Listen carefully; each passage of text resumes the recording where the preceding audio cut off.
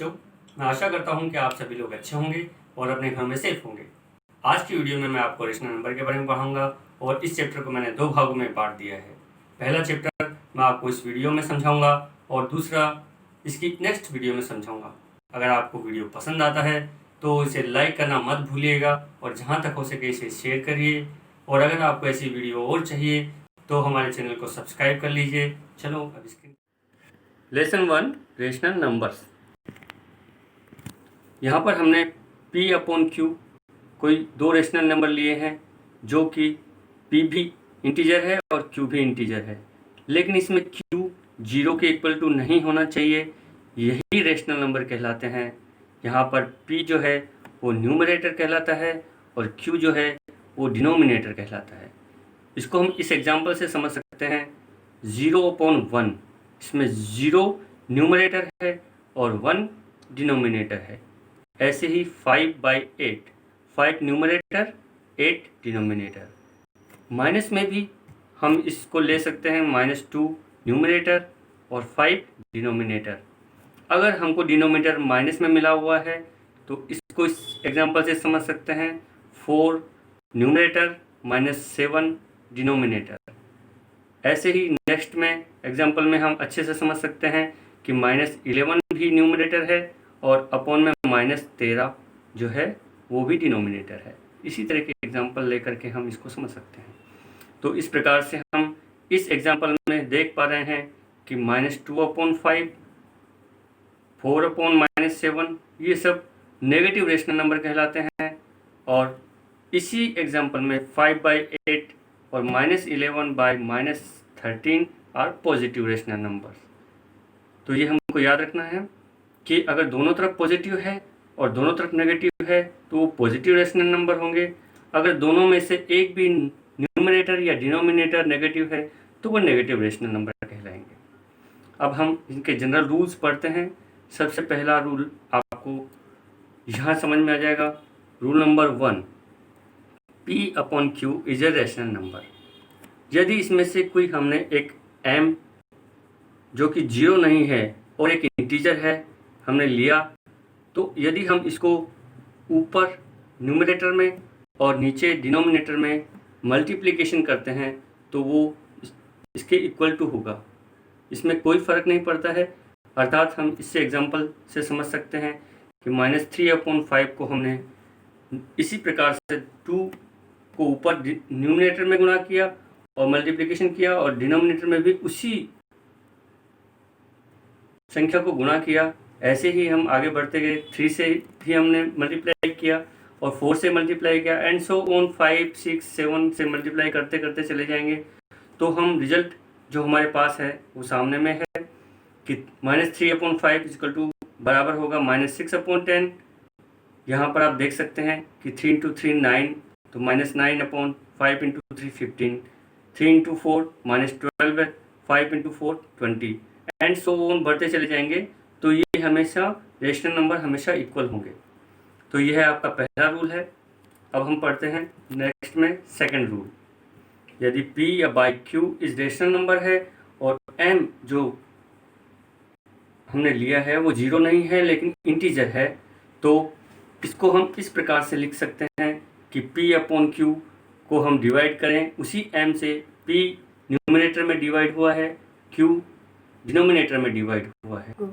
इसको हम इस एग्जांपल से समझ सकते हैं 28/35, 28 divided by 7 and 35 divided by 7।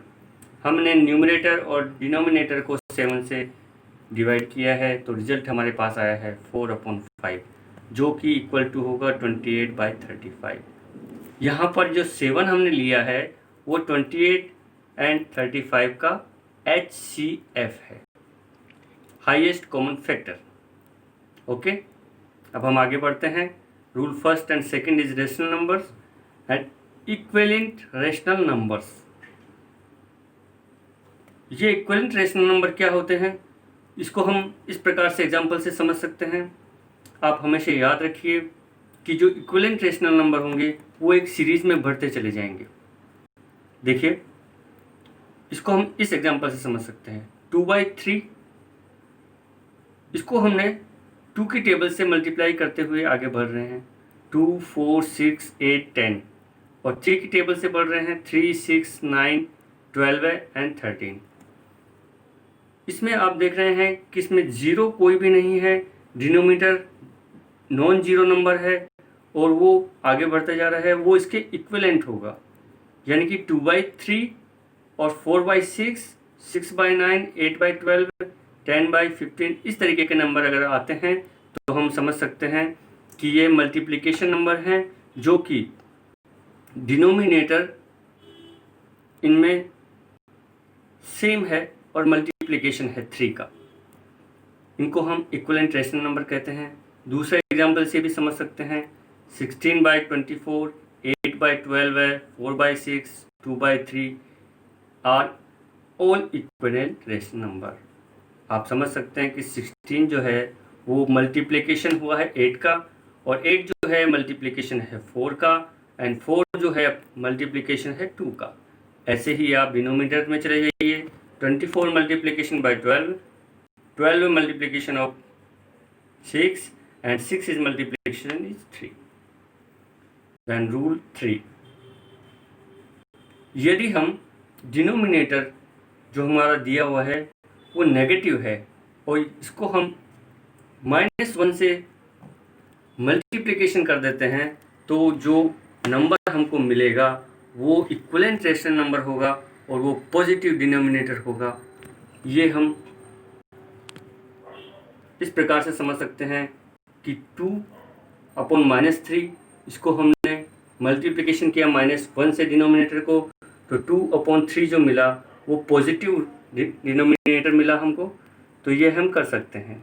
And rule 4, यदि हमको दो इस प्रकार के रेशनल नंबर मिलते हैं a/b और c/d, इसको हम वज्र गुणा का रूल से समझ सकते हैं। इसको जब हम सोल्व करेंगे तो a को मल्टीप्लिकेशन करेंगे d से और c को मल्टीप्लिकेशन करेंगे b से।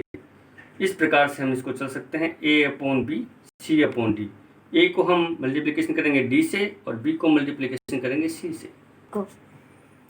रीजनल नंबर में आप हमेशा याद रखिए कि 3 कंडीशन बनती है। पहली कंडीशन ये है कि जो पॉजिटिव रीजनल नंबर होता है वो हमेशा 0 से बड़ा होगा, और नेगेटिव रीजनल नंबर जो होगा rational number. Always remember, every positive rational number is greater than 0, every negative rational number is less than 0, and every rational number can be represented on a number line. Operation of rational numbers. Case first, a/b and c/b by b and 2 rational numbers. अब हम देख रहे हैं यहाँ पर a और b और c और b दो रेशनल नंबर हमने लिए हैं। इसमें डिनोमिनेटर जो है दोनों में b है, तो हम इसका एडिशन करते हैं। सबसे पहले हम इसको इस प्रकार से लिख लेते हैं a/b प्लस c/b। अब हमने डिनोमिनेटर को सेम कर दिया और a और c को ऐड कर दिया, तो रिजल्ट हमको मिल रहा है a प्लस c/b। इसको हम इस एग्जांपल से समझ सकते हैं। यदि हमको ऐड करना है 4/11 एंड -8/11, तो इसमें हम देख पा रहे हैं कि जो 11 डिनोमिनेटर है वो सेम है, तो हमने सॉल्यूशन में सबसे पहले दोनों को एडिशन करने के लिए यहाँ ऐसे लिखा। अब हमने डिनोमिनेटर को सेम करते हुए एक बार लिख दिया और दोनों को इस प्रकार से हमने 4 प्लस कोष्टक में -8 लिखा। अब हम जानते हैं कि -8 में से अगर 4 चला जाता है तो माइनस का 4 और डिनोमिनेटर 11। The solution is -4/11। इस प्रकार से हम इसको सोल्व करें। नेक्स्ट केस सेकेंड आपका बनता है when denominator of given number are different. यदि वो डिफरेंट है तो 3 स्टेप होंगे इसके। 3 स्टेप में सबसे पहले हम find the LCM of denominator of given rational number. सबसे पहले हम उसका एलसीएम लेंगे। LCM means least common multiplication. Step 2 में express each of the given rational number with the above LCM as the common denominator. अब हम इसको common कर लेंगे। जब डिनोमिनेटर सेम हो जाएगा तो इस प्रकार से third step, now add the numbers and discussed about. तो 3 जो स्टेप होंगी, 3 स्टेप में हम इसको सोल्व करेंगे। इसको हम इस एग्जांपल से समझ सकते हैं। आप यहाँ देख पा रहे हैं कि -3/4 एंड 5/6 को हमें ऐड करना है, दोनों में डिनोमिनेटर जो दिया हुआ है वो आर डिफरेंट। तो हमने सबसे पहले इसका list common multiplication of denominator 4 और 6 का लिया, जो कि 2 इंटू 2 इंटू 3 इक्वल टू 12 है। 12 is denominator of LCM. Now -3/4 को हम इस प्रकार से लिख सकते हैं कि -3 multiplication by 3 and 4 multiplication by 3 equal to -9 upon 4 into 3 12 है। ऐसे ही हम 5/6 को हम लिखेंगे, तो इसमें हमने डिनोमिनेटर को सेम किया, 6 इंटू 2 डिनोमिनेटर सेम हो गया है दोनों में, आप देख पा रहे हैं। 5 इंटू 2 10। जैसे कि हमने रूल फर्स्ट में पढ़ा है कि दोनों को हम किसी एक रेशनल नंबर से मल्टीप्लिकेशन हम डिनोमिनेटर और न्यूमरेटर दोनों को करते हैं तो उससे कोई फ़र्क नहीं पड़ता है। हम देख पा रहे हैं कि यहाँ पे दोनों में डिनोमिनेटर सेम आ चुका है। आगे बढ़ते हैं। इसलिए 3/4 माइनस का जो है प्लस 5/6 इक्वल टू, इस फॉर्म में हम लिखेंगे तो -9/12 है प्लस 10/12। डिनोमिनेटर को हमने सेम कर दिया और हमने इसको एडिशन करते हुए यहाँ पर लिख दिया -9 कोष्टक में प्लस 10, और this is the result of out of 1/12 is answer. Okay, अच्छा बच्चों, चलो नेक्स्ट वीडियो में पढ़ेंगे। अभी आज के लिए बस इतना ही। मिलते हैं रेशनल नंबर्स के सेकंड पार्ट में, तब तक के लिए बाय बाय।